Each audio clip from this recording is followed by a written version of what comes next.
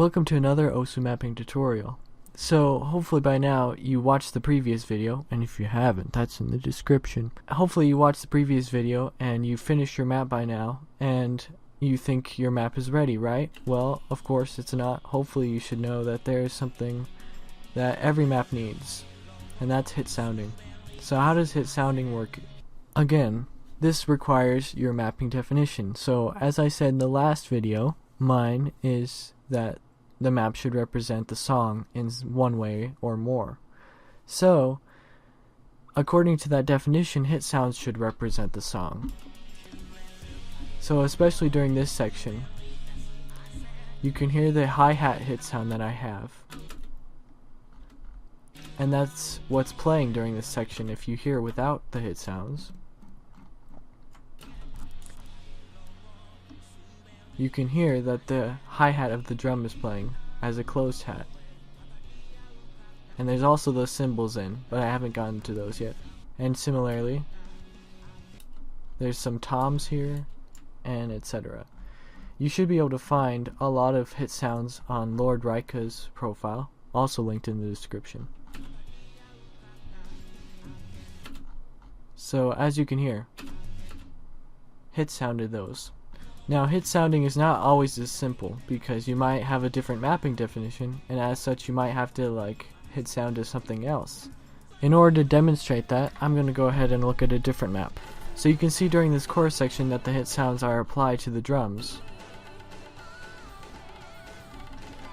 But whenever the main rhythm changes from the drums to the vocals like this,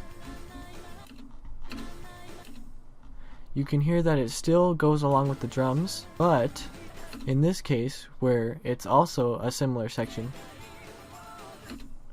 every downbeat is mapped with a whistle.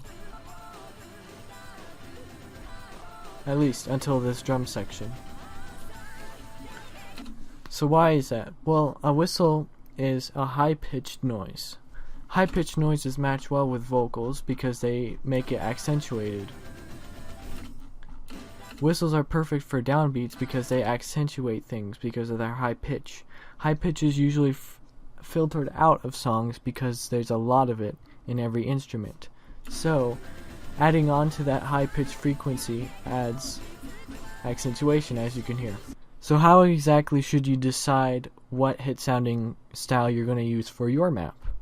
Again, the most important thing here is your mapping definition. It should definitely stick to your mapping definition so your maps are solid.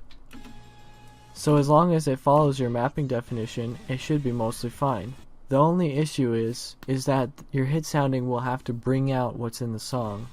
And I say that because there are actually many maps that have their own hit sounding style.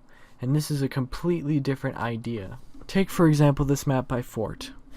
It has whistles that do not correlate to the rhythm at hand in the song.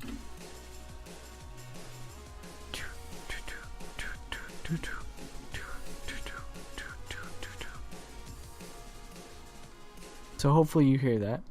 And as you can tell, that doesn't really have anything to do with the song, really, right? Well, you're right that it doesn't have anything to do with the rhythms in the song.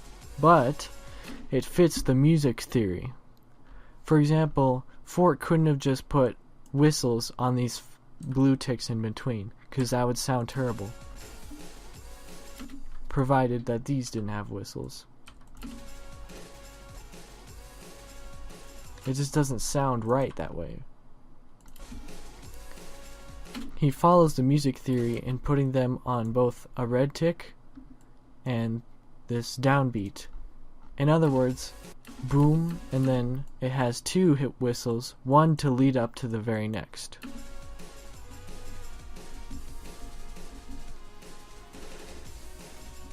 So as long as your hit sounding technique matches with your mapping definition and it follows the music theory and the song well, then it's okay. No matter what it is. There are exceptions, however, and this is one of them. So you hear that and you might think it's part of the song. I'm afraid not. That is a hit sound, and this happens actually quite a bit in recent mapping. So is this okay or is it not?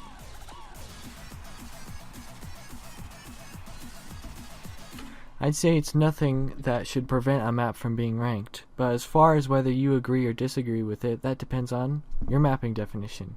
So now you kind of see why the mapping definition is kind of important to have before you start doing things.